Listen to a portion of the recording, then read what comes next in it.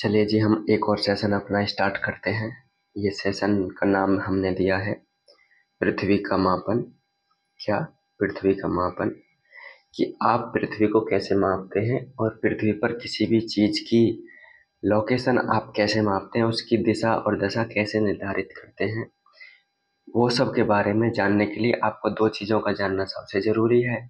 वो है, उसमें एक है अक्षांश और एक है देशांतर। तो हम दोनों टॉपिक्स का बारी बारी से अध्ययन करेंगे।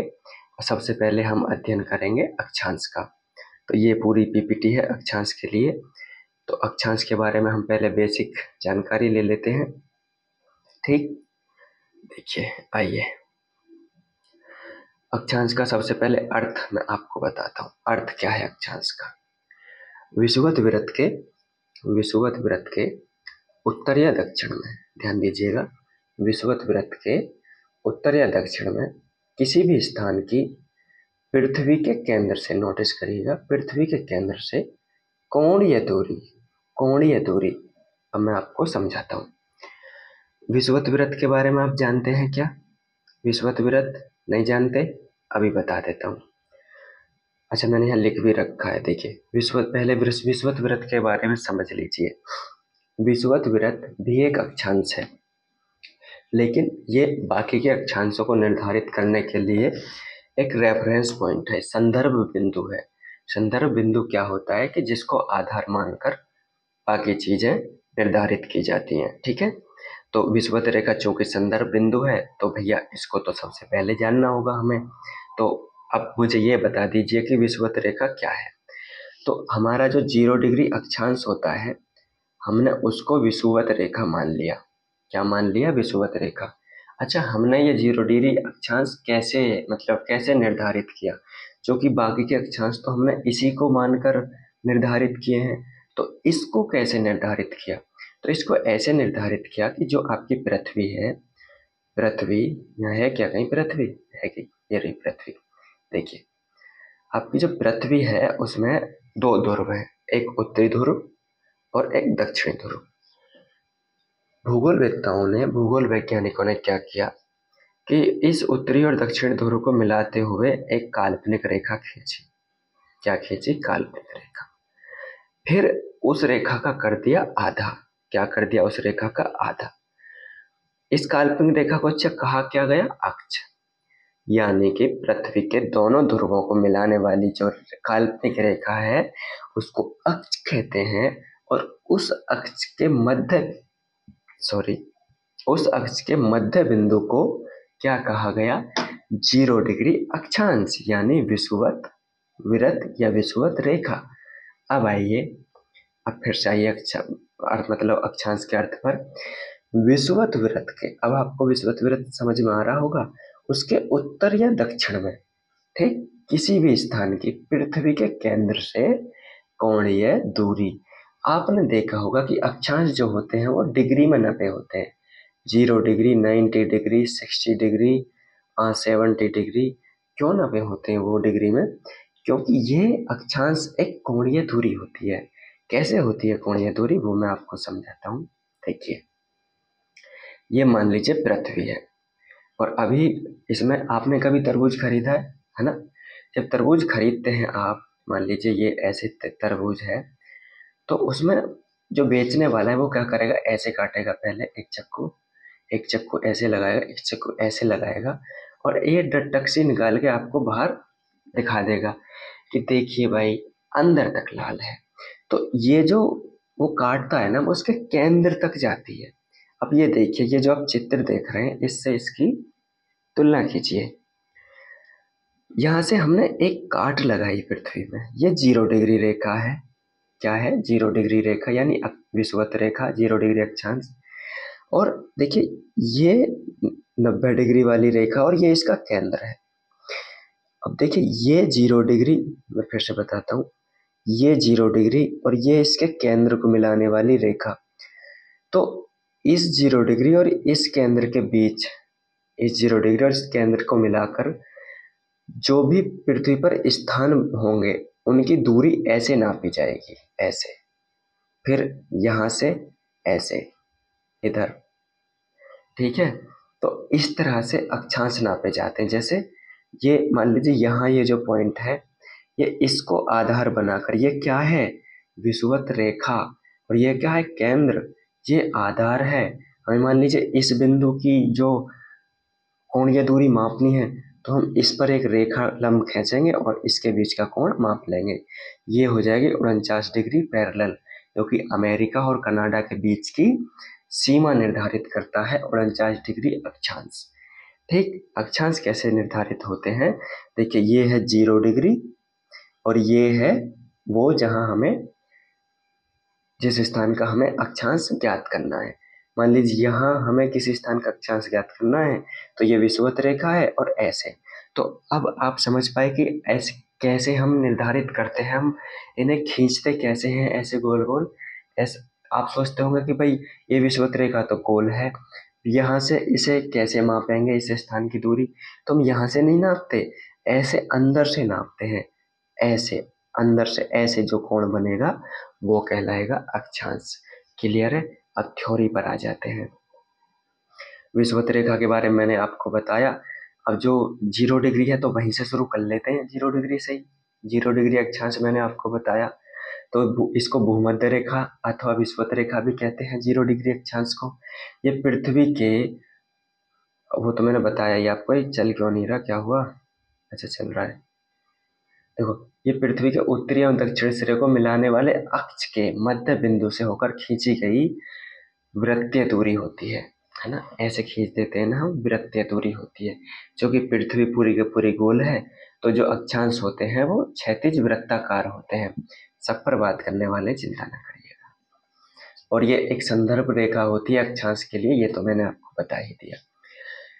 ये जो विषुवत रेखा होती है या भूमध्य रेखा होती है, ये इसके जो उत्तर में होता है उसको पृथ्वी का उत्तरी गोलार्ध बोल देते हैं।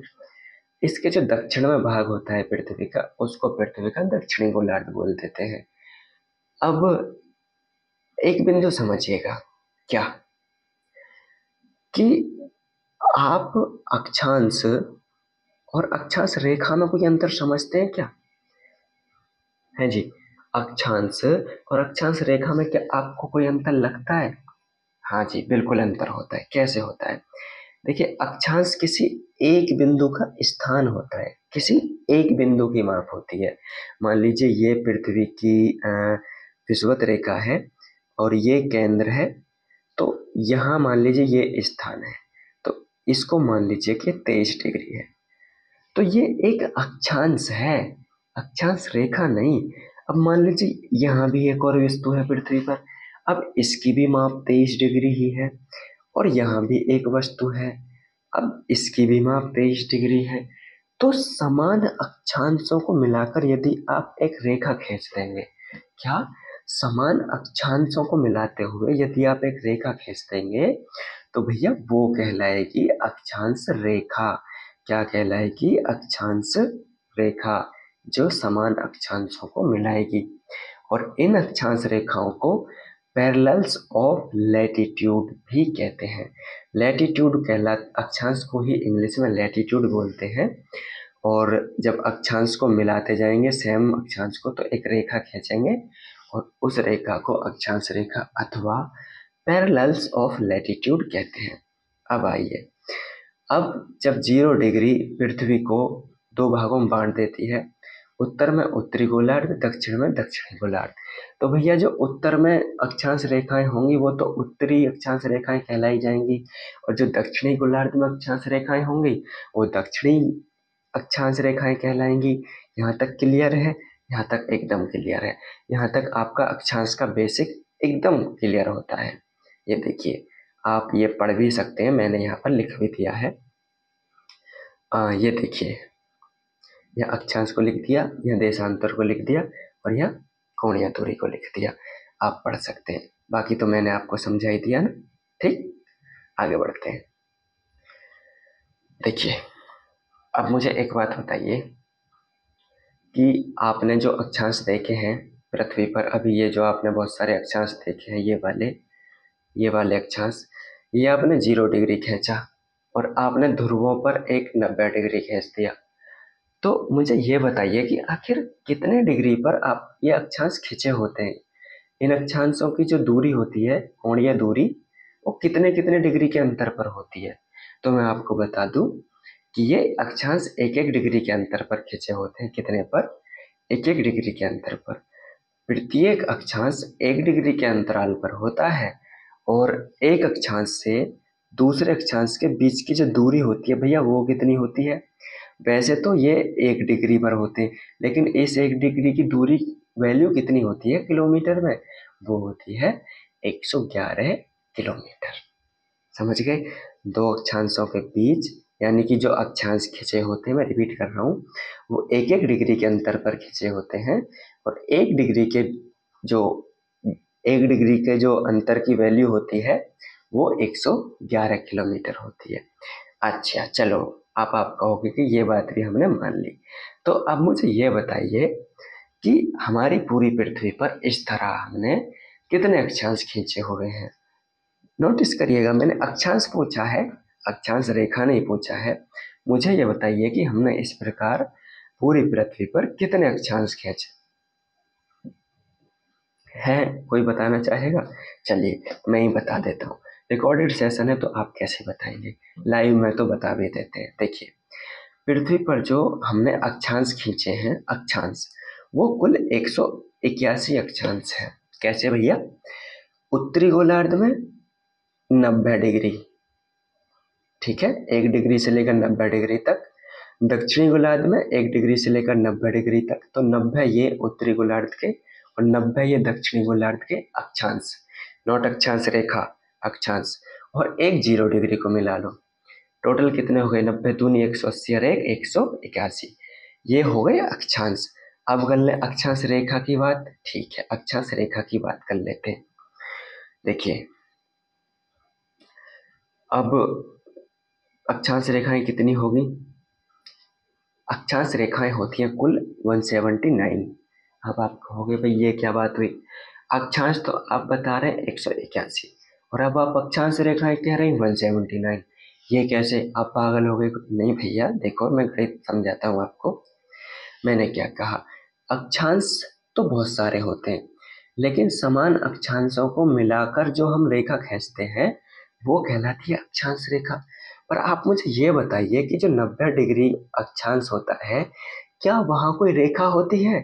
आप कहोगे जी नहीं, वहां तो रेखा नहीं होती, वो तो एकमात्र एक बिंदु होता है।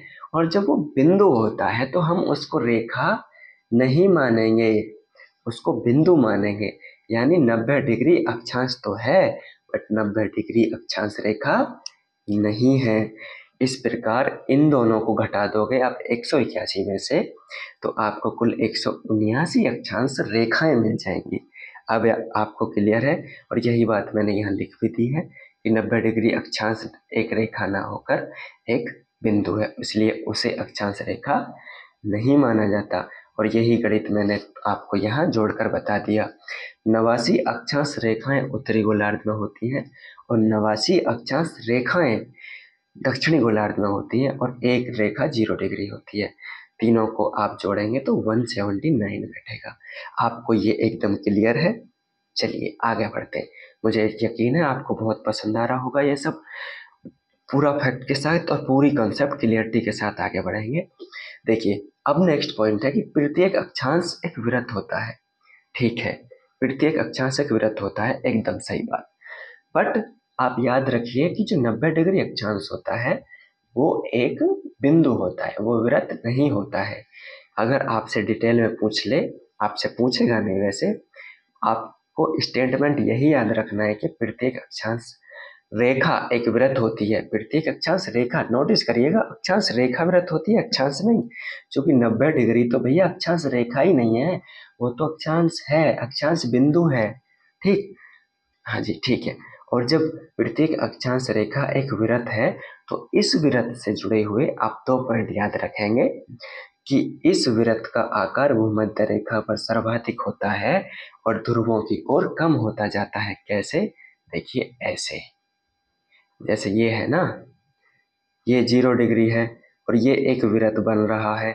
यहाँ तो आपको वृत्त नहीं दिख रहा, लेकिन यहाँ वृत्त दिखेगा। ये देखो ये रहा 0 डिग्री, ये रहा, ये बन रहा है ना एक वृत्त ऐसे। तो ये जो वृत्त होता है ना, ये सबसे बड़ा वृत्त होता है। क्यों? क्योंकि पृथ्वी कुछ ऐसे प्रकार की है, ऐसे प्रकार की, एकदम गोल नहीं है। इसकी आकृति को कहते हैं ओबलेट स्फेरॉइड, हिंदी में चपटी गोलाकार। यानी ध्रुवों की तरफ से तो ये थोड़ी सी दबी हुई है, और जो विषुवत रेखा है जो 0 डिग्री है उसकी तरफ से थोड़ी सी ऐसे बाहर की तरफ खिंची हुई है। तो इसलिए इस वृत्त का आकार भैया सबसे बड़ा हो जाता है, और देखो ध्रुवों की ओर जाते हुए ये वृत्त का आकार थोड़ा छोटा होता जाता है। और जो अंतिम वृत्त होता है वो 89 डिग्री अक्षांश रेखा होती है, ना कि 90 डिग्री, क्योंकि 90 डिग्री अक्षांश है, अक्षांश रेखा नहीं। आप हमारे स्टूडेंट हैं, आपकी कंसेप्ट एकदम क्लियर होनी चाहिए, अटकना नहीं है, कोई भी कुछ भी पूछे धड़ाक से बताना है, ठीक। तो क्यों होता है ये ध्रुवों की ओर कम? क्योंकि पृथ्वी का आकार ऐसा है, ओबलेट स्फेरॉइड, चपटी है वो, जिसको जियोइड भी बोलते हैं। भू आप क्लियर है? आगे बढ़े, ठीक है आगे बढ़ते हैं। अब मुझे एक बात बताइए, दो अक्षांशों के बीच की जो दूरी होती है वो कितनी होती है? 1 डिग्री। और 1 डिग्री के किलोमीटर में वैल्यू कितनी होती है? 111 किलोमीटर। तो मुझे ये बताइए कि मान लीजिए मैंने कोई दो कटिबंध ले लिए, सॉरी दो कोई अक्षांश ले लिए, उन दो अक्षांशों के बीच का स्थान क्या कहलाएगा?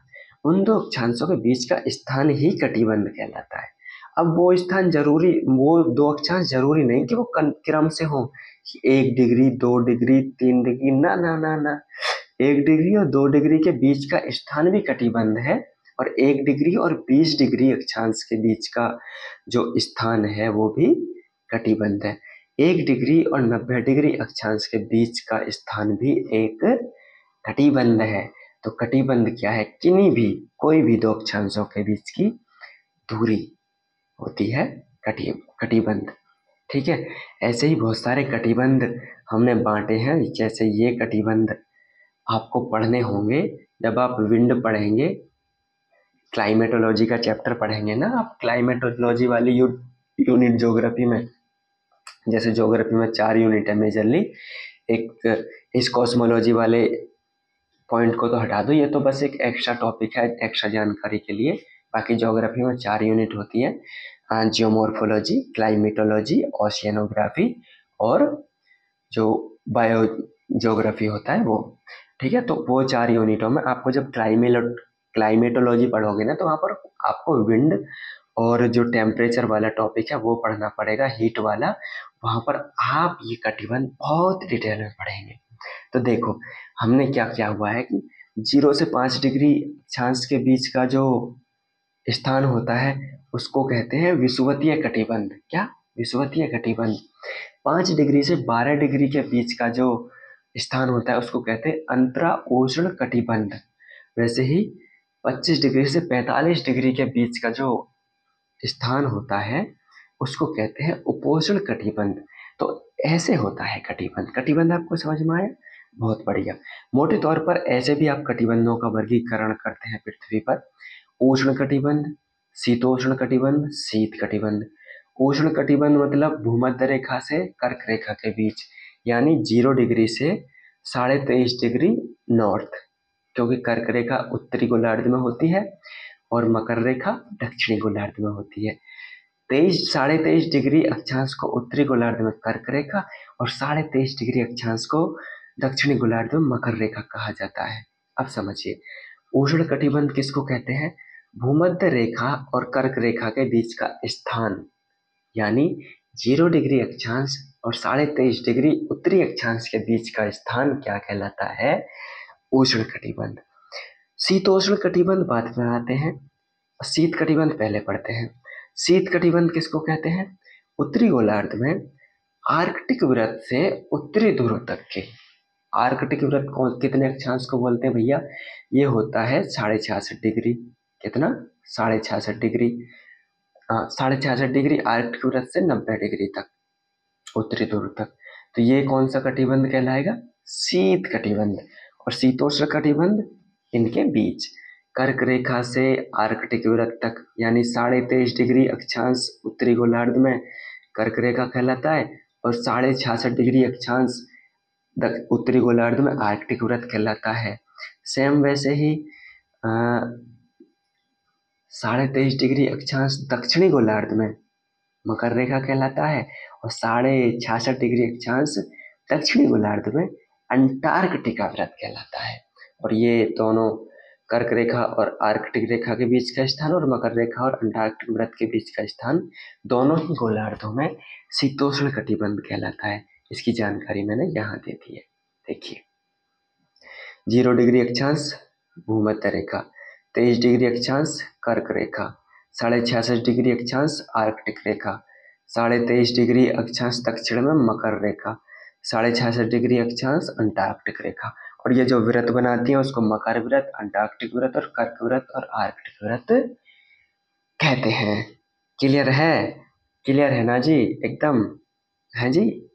हाँ, बिल्कुल क्लियर होना चाहिए। चलिए आगे बढ़ते हैं। अच्छा, अक्षांश, हमारी पृथ्वी पर अक्षांशों की बहुत भूमिका होती है और इससे हमें पृथ्वी का अध्ययन और अनेक सिद्धांतों को प्रतिपादित करने में बहुत मदद मिलती है।